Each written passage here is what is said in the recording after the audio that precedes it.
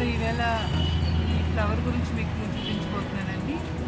పువ్వులు చూసినట్లయితే చూసారా ఎంత ముద్దగా పెద్దగా ఫ్లవర్స్ విచ్చుకొని ఉన్నాయో.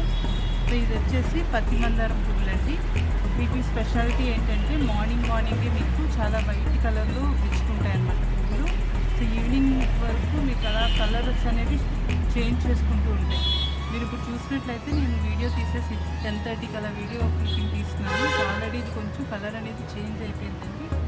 చిన్న బేబీ పింక్ షేడ్లోకి వస్తుంది కదా. సో అలాగా మీకు సాయంత్రం అయ్యేటప్పటికి మంచి పింకిష్ షేడ్లోకి వస్తుంది ఫ్లవరు. అండ్ చాలా బాగుంటుంది.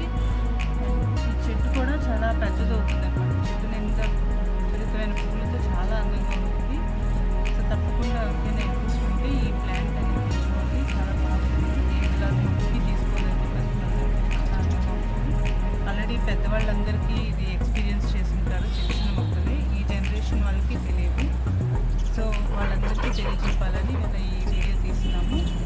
అండ్ దీన్ని డిసీజులు అయితే ఇప్పటివరకు ఏమీ రాలేదండి. అలా అటాక్ చేస్తే మిల్లీ బగ్స్ కానీ ఇలా అటాక్ చేసే ఛాన్స్ ఉంది.